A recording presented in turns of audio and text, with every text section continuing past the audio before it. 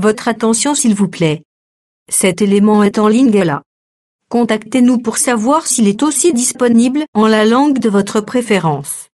Veuillez aussi noter qu'il est en audio uniquement, dépourvu de ce fait d'image originaire. À présent, nous vous convions à suivre, depuis christequality.com et évangile-éternel.com, la rubrique Bible mot à mot, ou l'explication prophétique de toute la Bible, livre par livre, chapitre par chapitre, verset par verset, mot à mot. Elle est présentée aujourd'hui par le prophète Jean Bosco Mbombi, ministre de l'Évangile éternel.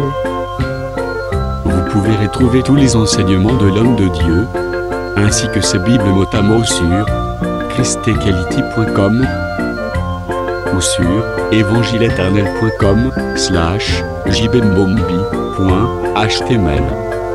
Les enseignements sont disponibles en texte, en audio, en vidéo et en plusieurs langues. Surtout ne quittez point avant d'avoir souscrit à l'une de nos chaînes YouTube correspondant à votre préférence linguistique. Souscrivez s'il vous plaît. Bonne édification au nom de notre commun Seigneur et Dieu Jésus-Christ. Amen. évangile-éternel.com Enseignement non-stop. Gloire soit rendue au Seigneur qui nous a permis de continuer notre partage, notre étude sur la Bible mot à mot. Nous sommes dans le livre d'Apocalypse chapitre 17. Nous prenons le 5e verset.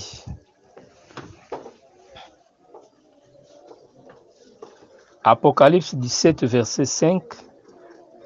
Sur son front était écrit un nom, un mystère.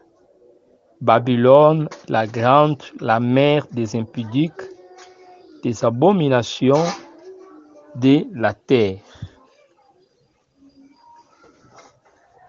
Lorsque Jean regardait la prostituée, la fausse église,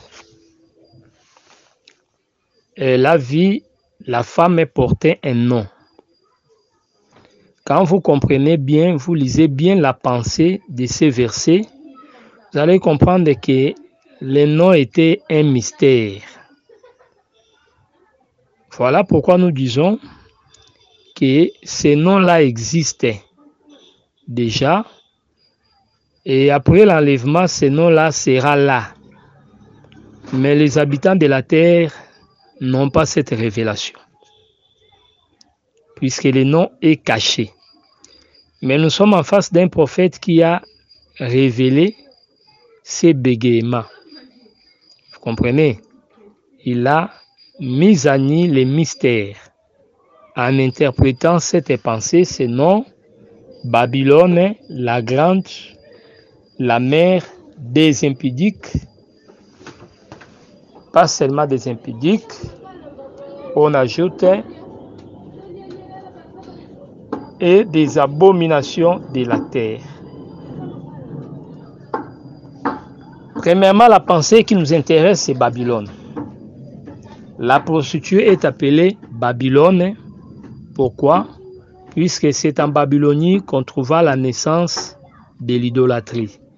Nous avons déjà eu à expliquer cela avec la mère de Nimérode. Donc à ce temps-là, on a commencé à vénérer la mère de Nimérode, voire aussi son fils. Donc il y avait le culte de la mère et de l'enfant. C'est ce culte qui était repris en Babylonie antique. Et plus tard, nous voyons cela dans les autres nations, comme en Égypte, comme chez les Phéniciens, je crois. Et quand vous allez encore plus loin, vous allez trouver, c'est ce que le catholicisme a emporté lors des croisades. On avait expliqué cela avec l'église de Thyatire. Donc c'est très très important. Donc c'est là où nous disons, il y a eu ces cultes-là. Alors, donc là, il était question de l'idolâtrie. C'est-à-dire, quand on parle de l'idolâtrie, on fait allusion à Babylone. C'est pourquoi, par définition, Babylone signifie la confusion. Cette confusion, c'est par rapport à l'abandon du vrai Dieu et au choix des faux dieux. C'est ça. Alors, il faut retenir que les faux dieux engendrés à Babylonie, dans la suite des temps, ces divinités ont migré de lieux en lieux. Ils ont seulement changé de nom. Mais sur le plan de fond, ce sont les mêmes esprits et les mêmes démons. C'est-à-dire un seul démon adoré dans telle ou telle contrée sous autre nom. Mais sur le plan spirituel, c'est toujours les mêmes esprits que les hommes vénèrent. Donc, la différence, c'est que chez nous, c'est les monothéistes. Nous croyons à un seul Dieu, mais chez les nations, c'est la notion de polythéisme, c'est-à-dire de plusieurs dieux. C'est pourquoi en Égypte, on jugea les dieux égyptiens qui étaient nombreux. Voyez, c'est ce que nous devons comprendre. C'est pourquoi lorsque Paul va parler sur l'idolâtrie, il dira le problème de la coupe des démons. 1 Corinthiens chapitre 10, prenez le verset 14 à 18. Le culte des démons. Donc chez Satan, on adore Satan, pas seulement Satan, on adore aussi ses démons. Mais nous sommes des dieux à côté des dieux, mais nous sommes des dieux qu'on n'adore pas. Psaume 82, verset 6. Vous voyez, là, vous êtes des dieux, mais nous sommes des dieux qu'on n'adore pas.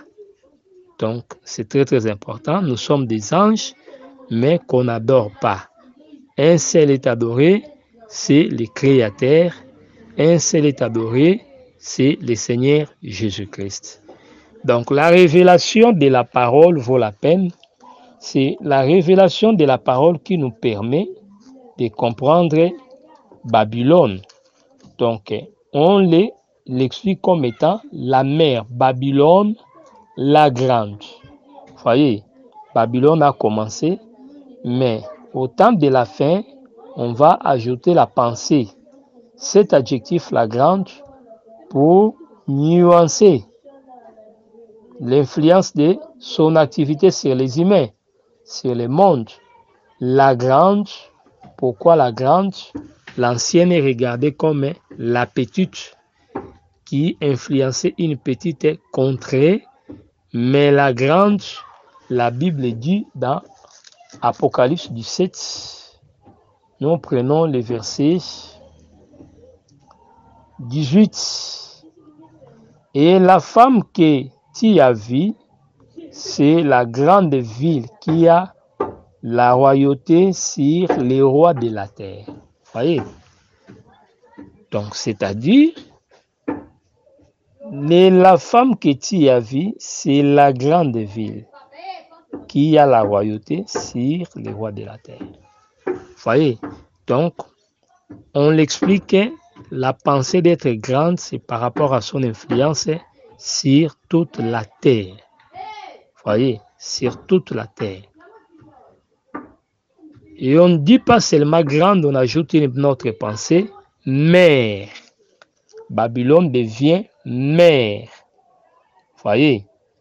Donc, quand nous voyons la notion de la mère, nous voyons la notion de la maternité. Voyez? Genèse chapitre 4, vous allez voir que Ève accouche. Notion de la maternité. Voyez? C'est-à-dire qu'on l'appelle mère. Ève, mère de tous, c'est puisque c'est elle qui donna naissance à tous les humains. Donc tous nous sommes partis, à part Adam. Donc la matrice d'Adam, c'est Ève, pour que nous soyons générés. Donc c'est ce que nous sommes en train de dire. Elle est mère de tous les vivants. Vous voyez pourquoi? À cause de la maternité. C'est pourquoi ici nous sommes en train de dire que toutes les fausses religions se retrouvent dans Babylone la Grande. C'est là où nous disons tout chemin mène à Rome. Vous comprenez un peu? C'est-à-dire c'est par rapport aux fausses religions. Donc Babylone la Grande ici, c'est l'écuménisme. Pourquoi? Dans l'écuménisme là nous allons voir l'assemblée ou la réunion de toutes les fausses doctrines. Voilà pourquoi les interprètes de la Bible voient toujours la grande ville comme étant Vatican et l'Église catholique. Or, quand il faut faire recours aux images passées sur l'écuménisme, vous allez voir que les papes avaient toujours pas les monopoles, en quelque sorte, les pouvoirs. Les papes étaient influençaient toujours tous les autres dirigeants des religions de la terre. Quand vous prenez des photos réalisées, vous trouverez que les papes étaient la personne la plus importante puisqu'on les plaçait au milieu de tous ces représentants des fausses religions. Donc l'écuménisme est déjà là, c'est ça l'image de la bête. Mais il faut que la bête qui monte de la terre puisse lui communiquer le pouvoir, le souffle pour que cette image commence à parler. Là, cette portion, nous disons que ça va s'accomplir après l'enlèvement. Donc, comme elle est mère, nous disons, toutes les églises, toutes les fausses religions sont regardées comme les filles de Babylone.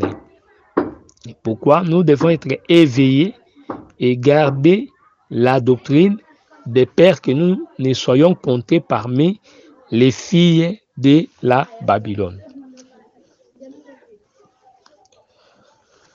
Elle est donc mère de tous les impudiques. Ici, quand il faut parler des impudiques, il faut voir tous les idolâtres. Donc, tous les idolâtres se retrouvent là-bas et des abominations de la terre. Les abominations proviennent d'elle et nous savons que le Vatican est en rapport, entretient une relation étroite avec les grands de la terre, les Illuminati, les gens qui contrôlent ce monde, les riches de la terre qui dirigent les nations. C'est très très important. Or, quand vous voyez par exemple ce qui se passe à l'est du Congo, la question qui se pose, est-ce qu'on ne peut pas exploiter l'est du Congo sans effusion du sang? Vous comprenez un peu? Quand il faut écouter les pratiques qui se font à l'est sous prétexte de récolter beaucoup de coltan, vous allez voir que ce sont des abominations. De même que les gens sacrifiaient leurs fils dans la vallée du Nord pour être riches, pour être dans la prospérité, ils faisaient passer leurs fils dans les feux pour avoir de l'argent, pour être prospères. De même aussi aujourd'hui, on fait des sacrifices humains pour avoir beaucoup de minéraux. Alors, toutes ces choses sont des abominations. Toutes ces formules-là proviennent de ces faux cultes-là, proviennent de cette fausse église Babylone. C'est elle qui dévoile tous ces secrets maléfiques pour amener les gens à commettre des actes iniques et impies. Donc, voilà un peu ce que nous devons comprendre. Donc, toute l'impiété là qui dérange le monde, qui dérange la société, on se pose des questions, pourquoi ça? Mais à vrai dire, ce sont des choses qui proviennent de l'occultisme dont la source est Babylone la Grande. Voilà pourquoi elle est mère des impudiques et des abominations. Donc c'est très très important. Nous prenons le verset 6. Et j'ai vu cette femme ivre du sang des saints et du sang des témoins de Jésus. Et en la voyant, je fus saisi d'un grand étonnement. Alors ici, nous revenons à ce que nous avons dit dans le verset 4. Lorsqu'on a expliqué la couleur écarlate, cette couleur rouge provenait du grand dragon rouge. Apocalypse chapitre 12, nous prenons le verset 3. Un autre signe parut encore dans le ciel, et voici c'était un grand dragon rouge, ayant 7 têtes et 10 cornes. Voyez la couleur rouge que nous trouvons chez la femme, nous le trouvons chez les dragons. On a qui cette femme que chez elle, on a trouvé le sang des saints et des prophètes. Donc, si Abel, les prophètes, étaient tués, nous disons que le sang d'Abel doit être réclamé auprès de cette femme ici. Et j'ai vu cette femme ivre du sang des saints et du sang des témoins de Jésus. Et en voyant, je fus saisi d'un grand étonnement. Voyez. Donc pour cette femme, le sang des croyants, c'est du vin. Nous savons bien les principes des vins. Luc chapitre 22, versets 18 à 20. Jésus expliqua son sang comme étant le vin. Donc le sang, sur le plan spirituel, constitue aussi le vin. Donc ce n'est pas seulement Dieu qui a besoin du vin, qui a besoin des échansons pour lui apporter du vin, comme on avait vu Néhémie apporter du vin auprès du roi. Cela expliquait comment est-ce que Christ serait le véritable Néhémie pour apporter du vin au Seigneur. Or, le vin qu'il avait présenté, c'était son propre sang.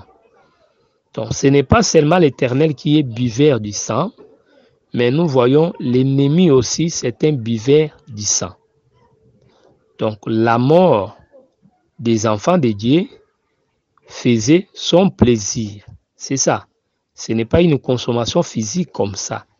Mais le vin, la Bible dit, dans Psaume, quand vous prenez Psaume 104, le verset 15 là-bas, vous allez voir qu'on est en train de dire que le vin réjouit les cœurs. Vous comprenez? Donc, en d'autres mots, on veut seulement dire que la mort des saints réjouissait son cœur. Donc, le sang des saints qui criait là lui donnait du plaisir. Vous comprenez un peu? Donc, c'est ça même le sadisme que nous voyons dans le monde.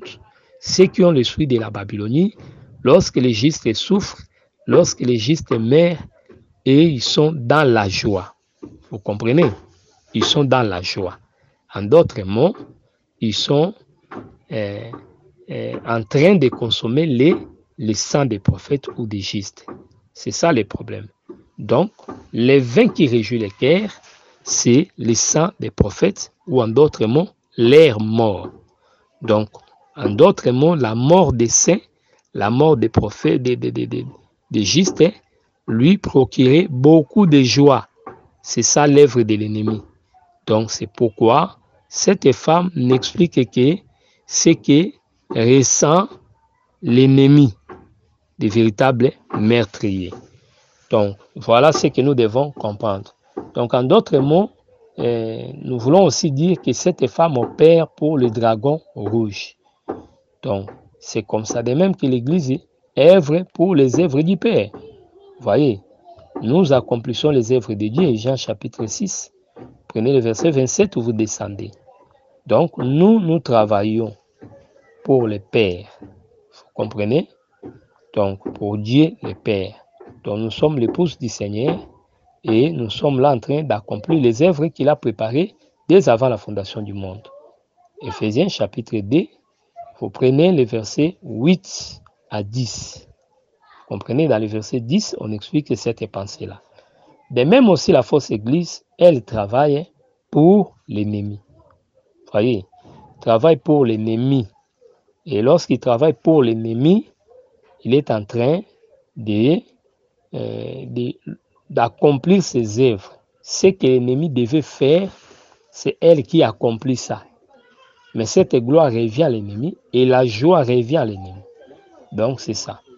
Donc c'est pourquoi nous disons, c'est un instrument. Paul, serviteur de Dieu, acte 9 dit, cet homme c'est un instrument.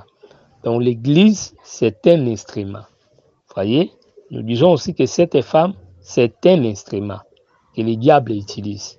C'est pourquoi quand nous agissons, nous ne nous glorifions pas, cette gloire revient à celui qui agit en nous. Et même aussi dans ces mystères-là, cette femme-là n'agit pas seule, mais elle se fait accompagner par son mari. Or, son mari est incarné dans la bête qui la transporte. Donc, voilà comment il faut comprendre cela. Donc, elle est ivre, hein? C'est elle qui est meurtrière de tous les saints. Et je vis cette femme ivre du sang des saints. Donc, c'est divin pour lui, mais du sang des témoins de Jésus. Et en la voyant, je fus saisi d'un grand étonnement. Vous voyez, pourquoi Jean étonne? Puisque dans l'apparence, cette femme-là était une femme en quelque sorte qui apportait du bien dans le monde. Ça, c'est premièrement. Mais Jean découvre dans cette vision que cette femme-là, c'est elle qui trouble la terre. Ça, c'est la première des choses. Pourquoi Jean s'étonne? Jean s'étonne puisque les prophètes, lorsqu'ils ont été mis en mort, cette femme n'était pas là. Mais il s'étonne par le fait que cette femme qui apparaît, ces nouvelles, même ceux qui étaient morts avant, c'est cette femme. C'est là où nous disons que l'esprit de cette femme-là, l'esprit qui agit en cette femme, existait. Voyez. Donc la structure qui sera mise en place après l'enlèvement, que nous allons appeler la grande église, la fausse église, le séjour des morts, cette structure-là, voyez, c'est pourquoi on dit, lorsque les cavaliers marchaient, on dit, les séjours des morts l'accompagnent. Voyez aussi ce séjour des morts comme la fausse église, donc dans la pensée prophétique. Voyez, donc là, nous sommes en train de dire que Jean s'étonne que cette structure est apparemment lointaine, c'est dans les futurs. Mais comment elle est responsable de la mort des saints des temps passés, des temps anciens? Même Abel. Mais quand Abel mourait, cette femme n'existait pas. C'est ce qui amène l'étonnement. Vous comprenez?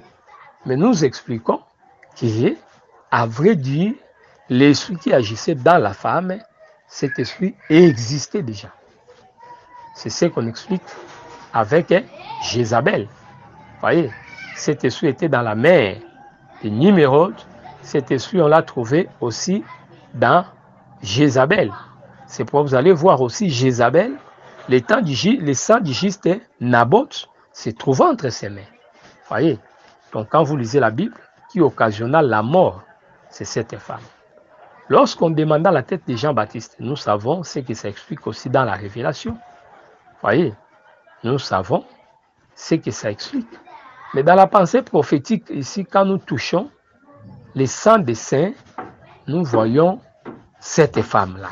Le diable est derrière et nous voyons la femme. Donc la femme d'Hérode qui demanda la tête de Jean-Baptiste, si on cherchait le sang, on va trouver ça entre ses mains. Or, cette femme qui demanda la tête, nous savons que ça parle aussi de l'Église qui exigeait le changement des sacerdoces pour sa vie. Vous comprenez? Donc la tête du prophète symbolisait les royaumes. Vous voyez, ça symbolisait la vie. Donc cette femme voulait les royaumes. C'est ça la tête. Puisque la tête est d'or du roi, on dirait que au roi, Dieu t'a donné le royaume. Donc la tête d'or là représentait tout un royaume. Vous voyez, la femme n'avait pas de tête. Là, la femme prend la nature de l'Église. Et lorsque cette femme prend la nature d'Israël, qui ne voulait pas du Seigneur, vous comprenez un peu? Puisqu'à vrai dire, on était venu expliquer à Israël que le commandement là, ce n'est pas ton mari. Mais ton mari, c'est la loi. Vous voyez, c'est comme Joseph, qui devait trouver ses frères à Sichem, mais on va les trouver à Dathan. Votre place, les pères connaissent, vous êtes à Sichem, non pas à Dathan, à Dothan. Vous comprenez un peu? C'est ça que la femme ne voulait pas. Vous voyez? Mais Joseph a été tué, comme ça. Puisque quand il est venu comme donneur de leçons, pour leur expliquer, vous avez abandonné les lieux favorables pour paître des agneaux du Père, les troupeaux du Père. Mais vous êtes venus ici, le Père ne sait pas que vous êtes ici. Et tout, voilà, il vient encore ici. C'est lui-là. Voilà, le faiseur des songes. Au lieu de se taire, il vient encore nous donner des leçons. C'est pourquoi il devait être tué. Donc nous sommes en train d'expliquer que cette femme-là, c'est bel et bien l'instrument entre les mains de l'ennemi. Donc l'esprit qui agissait en elle, c'est l'esprit du diable qui travaillait dans la mère de Nimérode, qui travaillait dans Jézabel, qui travaillait dans Babylone antique. Donc voilà ce que nous devons expliquer. Donc le sang de Jean-Baptiste entre les mains de cette femme était aussi, sur le plan prophétique, l'image de Babylone. Or, cette femme, lorsque nous prenons Jean-Baptiste comme Jésus-Christ, c'est Israël qui occasionna la mort de Jésus, puisque Israël qui tue les prophètes. Vous comprenez? Dans ce contexte-là, nous disons que la femme d'Hérode représentait la maison d'Israël. Vous comprenez? Donc là, nous disons aussi que Israël était aussi animé par l'esprit de Babylone. Vous comprenez? Donc on a trouvé le sang auprès d'eux. Il le tue, puisque un prophète ne meurt pas hors Jérusalem. Vous comprenez? Or, quand quelqu'un est mort, il faut sanctionner la ville, culpabiliser la ville la plus proche. Mais quand quelqu'un meurt dans Jérusalem, autour de Jérusalem, c'est Jérusalem qui en est responsable, la responsable. Donc nous comprenons par là que Jérusalem endossait aussi cette responsabilité. Donc, dans les temps, elle s'est comportée comme Babylone. Et vous allez voir, même l'Église catholique qui tua beaucoup de justes, l'Église protestante qui avait aussi persécuté ceux qui ne voyaient pas comme eux au temps de Calvin, là nous disons aussi que ces églises-là manifestaient l'esprit de Babylone. Les justes tués aux Indes. La Bible dit, c'est auprès d'elles qu'on trouva les sangs. Donc les gens là qui sont indiens, nous voyons les sangs des prédicateurs, de tous ces missionnaires. Nous concluons que les gens d'Irak, d'Afghanistan, qui ont les sangs des justes, ils représentent Babylone. C'est pourquoi quand il faut focaliser la pensée sur Babylone, comme l'Église catholique, c'est une mauvaise vision. Mais dans la prophétie, lorsqu'on est en train de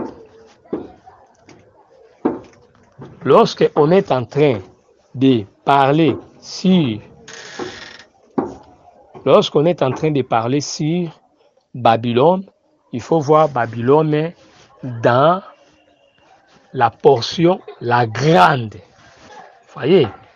C'est-à-dire la fausse église du temps de la fin. On trouve tous ces faux adorateurs, tous ces idolâtres en elle. Même ces gens-là, ils agissent au nom de leur religion, au nom de l'islam. L'islam est aussi fille de Babylone. Donc, quand on va voir Babylone la grande, on verra aussi l'islam. Donc, on comprend par là que l'islam aussi, c'est la fille de Babylone. Donc, voilà pourquoi les sangs là, on va les trouver à Babylone. Donc, ici, Dieu met tout le monde dans les mêmes sacs. Mais pour tromper les humains, le diable s'est scindé à agir dans la diversité. Dans la diversité. Vous voyez, il ne vient pas dans un seul chemin, il passe par beaucoup de chemins. Mais au retour, tous ces chemins n'amènent que vers lui. Vous voyez, c'est pour sur la terre, les gens peuvent bien se chamailler, se quereller, sous prétexte que nous sommes dans la vérité, vous n'êtes pas dans la vérité. Vous voyez, nous avec l'église des Noirs, nous sommes dans les vrais avec Kimbangu, l'islam n'est pas dans les vrais. L'islam est dans les vrais, le bouddhisme n'est pas dans les vrais. Donc les gens sont dans des divergences apparentes. Mais dans les socles, le soubassement, c'est les faux cultes. Donc tous sont ici des Babylone. Vous voyez, donc c'est très très important. Donc et c'est là, nous nous aide à comprendre le mystère du malin, puisque le diable est là aussi pour imiter seulement. Quand la Bible dit tous sont nés de Sion, voyez, Sion devient la mère, voyez, de tous les saints, de tous les enfants de Dieu. C'est pour on peut différencier les époques, mais sur le plan spirituel, nous sortons tous d'un seul, nous sortons de Sion. Et le diable aussi qui utilise la contrefaçon, il prend cette pensée-là pour amener les gens vers lui, mais par plusieurs chemins. Donc voilà ce que nous devons comprendre. Donc sur la terre aujourd'hui, tout ce que nous voyons, même un groupe de jeunes gens tuer un prophète, un pasteur, pour nous, il représente seulement les filles de Babylone. Voilà pourquoi au temps de la fin, ils vont se retrouver tous. Ils auront la même pensée. Donc, pour accompagner la bête. Nous touchons le verset 7. Et l'ange me dit, pourquoi t'étonnes-tu? Je te dirai les mystères de la femme et de la bête qui la porte, qui a les 7 têtes et les 10 cornes. Je crois, dans ces passages, on explique Babylone à partir de ces versets, ici en commençant dans le verset 8. Mais vous allez comprendre, lorsqu'on a commencé à expliquer ces chapitres, on avait dévancé les choses. Pourquoi? Nous avons le soubassement du livre d'Apocalypse 13. Puisque la bête qu'il a portée était déjà définie. Voilà pourquoi on avait fait les parallélismes. Mais dans ces chapitres, c'est dans le verset 8 qu'on commence l'explication. Écoutez ce que dit la Bible. Je reprends le verset 3 d'abord. Il me transporta en esprit dans un désert et je vis une femme assise sur une bête écarlate, pleine de noms de blasphèmes, ayant 7 têtes et 10 cornes. Lorsqu'on a parlé de cette bête, on est retourné directement dans l'Apocalypse 13. C'est là où nous disons que nous avons dévancé les choses par rapport à ces versets. Mais ici, l'explication commence dans le verset 8. Et là, je me dis, pourquoi t'étonnes-tu? Je te dirai les mystères. Donc, qui explique les mystères? C'est l'ange. Là, l'ange devient le prédicateur pour les frères Jean, qui nous représente, nous, l'Église. Jean ne s'étonne pas comme un prophète. C'est très, très important. Sinon, moi, je serais plus intelligent que Jean, puisque j'ai expliqué déjà l'étonnement. Mais ici, Jean qui s'étonne, il ne s'étonne pas comme un prophète. Jean s'étonne comme l'Église. Il prend notre place. C'est comme Jean-Baptiste qui pouvait poser la question, devons-nous attendre un autre ou celui qui est venu, c'est lui? Voyez, c'est très, très important. Donc, l'étonnement du prophète, c'est l'étonnement du peuple. Donc, sur la terre, ce que nous voyons, c'est autre chose. Mais ce qui est caché au-delà du voile, c'est aussi une autre chose. Vous comprenez? Donc là, l'étonnement n'est pas du prophète. Comme un prophète, il avait déjà une pensée claire à partir du chapitre 13, 12, 13, 14. Alors, nous entrons dans cette explication. Le verset 8, la bête que tu as vue était, elle n'est plus, elle doit monter de l'abîme. Elle était, cette bête-là, au temps de Rome. La bête aussi incarne les mystères du diable dans les nations. Comment le diable agit dans les nations. Mais lorsqu'on l'a présentée, elle était, voyez, c'est la pensée de Rome. Ici, les prophètes ne parlent pas au présent. La pensée d'Apocalypse 17, les prophètes parlent au futur. Et elle était,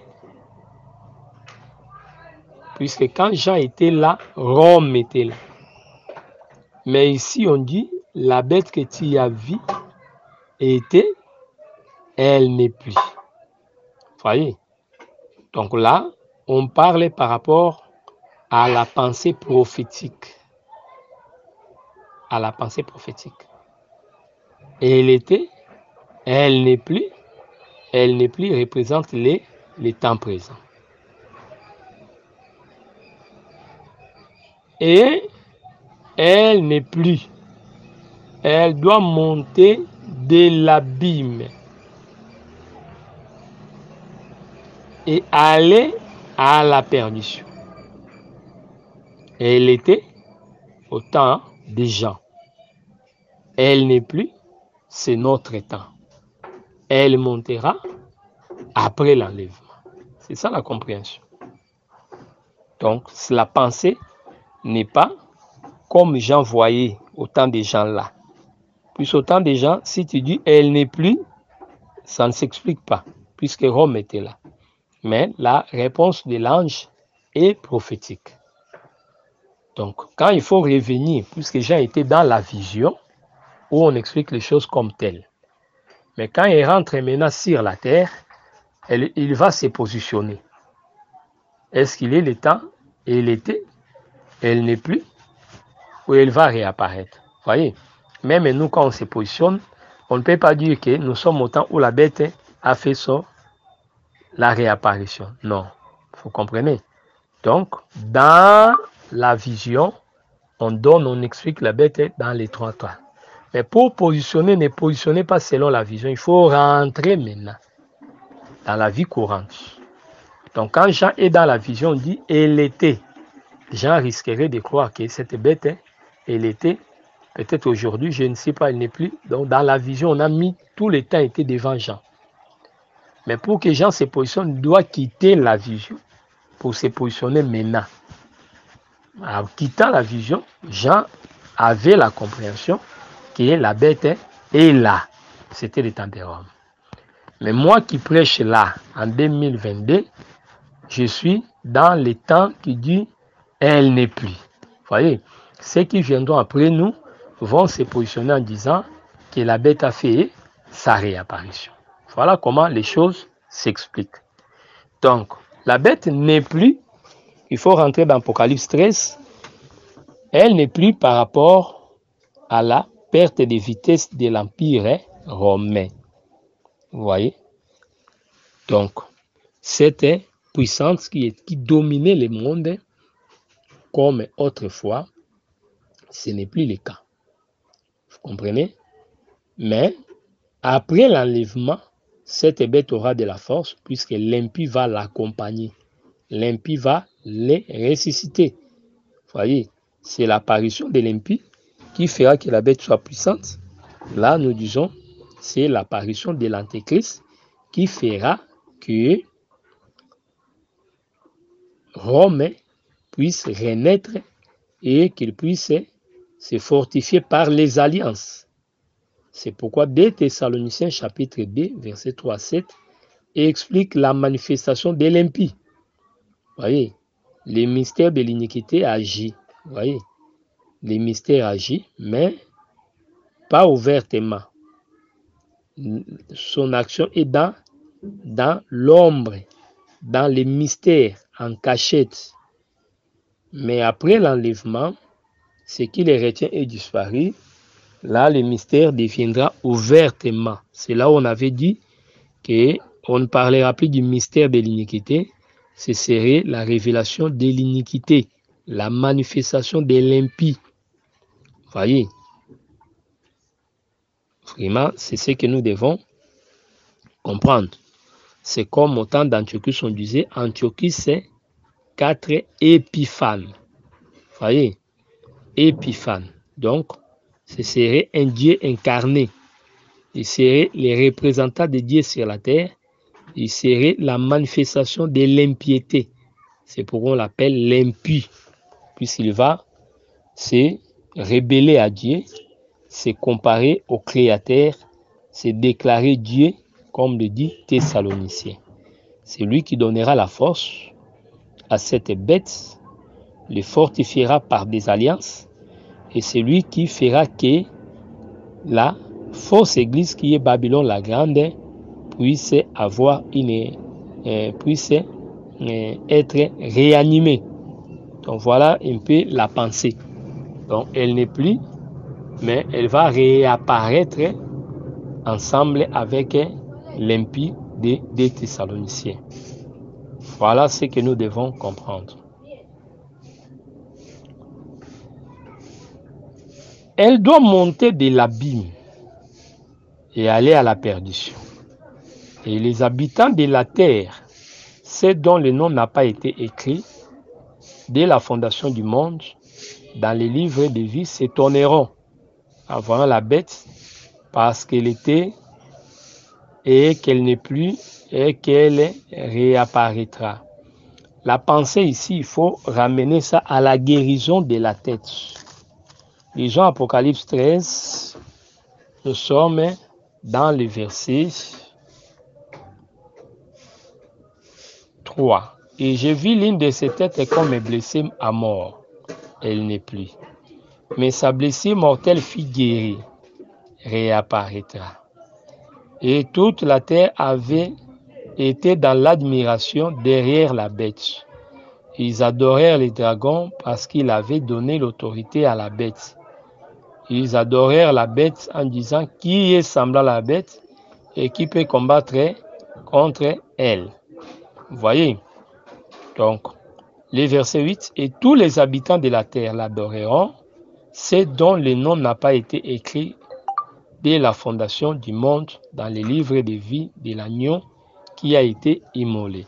Donc, vous voyez, cette pensée d'Apocalypse 17 sur la bête est correcte avec la pensée d'Apocalypse 13.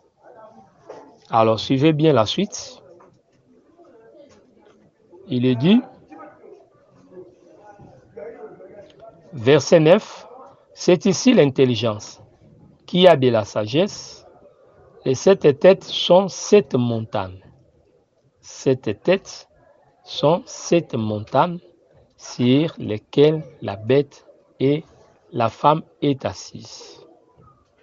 Voyez, la femme n'est pas assise sur une montagne, mais sur toutes les montagnes. Or, quand nous parlons des montagnes, nous disons que les montagnes représentent les royaumes. Tête, royaume, tête, montagne. Ô roi, c'est toi la tête. Donc, Babylone était la tête. Daniel 2, 36 à 38. La tête, là, c'était tout un empire. Donc, un empire, c'est toute une tête. Jérémie 51, 25. Babylone est représentée non pas comme une tête, mais Babylone devient une montagne. Vous voyez, tête, montagne. Ici, on présente les 7 têtes, 7 montagnes. Or, tête représente royaume. Nous voulons dire que les 7 montagnes sont 7 royaumes. La femme n'est pas assise sur une montagne, mais la tête, la bête femme est assise sur ces montagnes-là. C'est-à-dire, qu'est-ce que cela signifie? Toutes les nations ont l'influence, portent la fausse religion. Peu importe les noms, mais c'est Babylone, c'est Babylone, c'est Babylone. Aujourd'hui, c'est comme ça, ils sont différents. Mais lorsqu'on arrivera au temps où les cornes auront, il faut faire cette différence-là. Le temps où les cornes n'ont pas de diadème, mais lorsque, ici, nous sommes au temps où les cornes ont de diadème. Mais bien avant, les têtes existaient déjà, avec des couronnes. On voit la femme sur toutes les têtes. Donc la fausse religion, vous voyez ça dans toutes les nations. Peu importe les noms différents qu'ils ont aujourd'hui, les plusieurs noms, mais nous savons que tous représentent ces mystères de Babylone. C'est à la fin qu'il y aura symbiose, mariage, ils vont tous faire la grande prostituée. Donc faisons la différence entre les temps actuels et les temps à venir. Donc, toutes les nations, aucune ne fait exception. Dans 7, nous voyons les chiffres de la plénitude aussi. Les chiffres de plusieurs.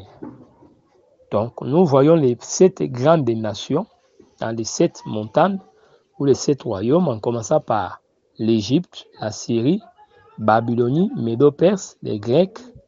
Nous avons Rome et enfin Rome est plus allié. Voyez, donc le temps de la fin où on parlera de Babylone la Grande, lors de la 7e tête. Mais en général, retenons que l'influence de la femme est sur toutes les têtes. Donc aucune nation ne fait exception. Cela s'explique bien dans le verset 18 d'Apocalypse 17. 10. C'est aussi 7 rois. 5 sont tombés, un existe, l'autre n'est plus encore venu. Et quand il sera venu, il doit rester peu de temps. Là, les rois voyaient le royaume. Quand on voit un roi, on voit un royaume. On disait à Nabuchodonosor, ô roi, c'est toi qui es la tête. On présentait le royaume par son roi. C'est pourquoi l'explication sur ces versets, c'est ce que je venais de dire en citant les rois. Tous ces rois représentent les royaumes. On dit 5 sont tombés, un existe, un qui existait, c'est Rome. Le 7e qui devait venir, c'est cet empire-là, des métissages où on aura les fers plus argile. Nous prenons les versets Apocalypse 9, verset 10. C'est aussi 7 rois, 5 sont tombés, un existe, l'autre n'est pas encore venu. Et quand il sera venu, il doit rester peu de temps, la période de la dernière semaine de Daniel, avec la renaissance de Rome. Donc là, ça complète la pensée du verset 8. La bête qui monte de l'abîme et qui ira à la perdition, c'est ça. Verset 11. Et la bête qui était et qui n'est plus, et elle-même un 8e roi. Quand il vient un 8e roi, là, on interprète la bête comme étant l'antéchrist. C'est le 8e roi, c'est la bête qui monte de la terre. Il y avait les cornes de Daniel et l'une des cornes était sortie. C'est-à-dire quand on doit compter les cornes, l'une des cornes était sortie. Cette corne-là devait faire tomber. Vous comprenez? C'est ça Daniel. J'aimerais lire cette portion de l'écriture.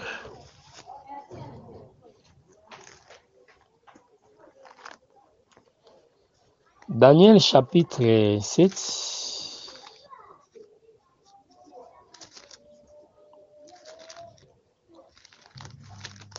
Daniel chapitre 7.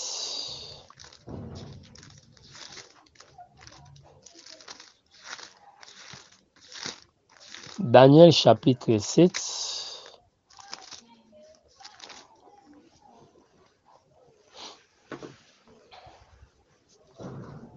Nous prenons le verset 8.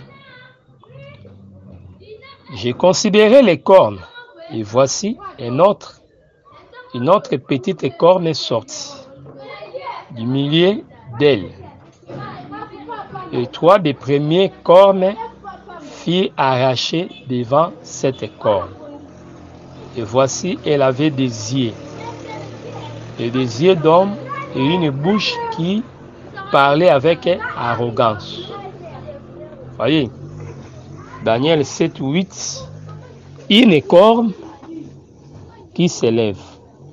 Quand il fait abaisser les 3 autres, c'est-à-dire on reste avec cette corne, plus elle-même, elle devient la 8e. Mais la corne qui était 8e, on dit, elle avait les yeux et la bouche. Vous voyez? Donc cette corne-là était tout un prophète. Un prophète, c'est l'œil de Dieu. Un prophète, c'est un œil. Un prophète, c'est une bouche. Vous voyez? La corne parlait. Et cette corne avait la prééminence sur les 7. Maintenant ici, on explique que la 7e là est aussi 8e. C'est-à-dire en d'autres mots, on prend la 7e tête, on l'assimile à la 8e. Je répète, Apocalypse 17, suivez-moi très très attentivement. Apocalypse 17, les versets 11. Et la bête qui était et qui n'est plus, elle est un 8e roi. Voyez, et elle est du nombre de 7, elle va à la perdition. Voyez, pourquoi on les compte 8? On les compte 8 puisque l'Antéchrist marchera avec cette tête-là. Le diable agissait, mais en catimini. Mais ici, le roi ne sera plus Nabucodonosor, le roi ne sera plus Cyrus, ne sera plus Alexandre, ne sera plus César, mais le roi sera lui-même, l'ennemi ou l'impie Satan. Ça dit 7e et 8e, et 8e par rapport aux dirigeants. Donc 7e, c'est la bête qui monte de la mer. 8e, c'est la bête qui monte de la terre. Voyez, il y a synergie, puisque la bouche de cette 7e tête ou de la bête qui monte de la mer, sa bouche, c'est la bête qui monte de la terre. Donc il y a mariage. On ne peut pas les séparer. C'est pourquoi certains interprètes parlent aussi de la bête qui monte de la mer comme étant l'Antéchrist. Donc là, on l'assimile, on l'associe avec son dirigeant. Donc, cette confusion-là, ce mélange-là n'est pas aussi à rejeter. Mais lorsque nous voulons prêcher en différenciant les choses, en dissociant les choses, pour que les choses soient claires, c'est comme ça que nous expliquons. Donc voilà un peu ce que nous devons comprendre. Donc, la 7e, c'est Rome est plus alliée, une superpuissance composée de plusieurs puissances mises ensemble, mais ils auront l'Antéchrist qui va les accompagner ou coordonner leurs actions.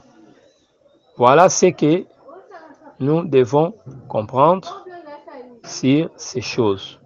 On y reviendra avec le verset 12. Que le Seigneur Jésus-Christ vous bénisse.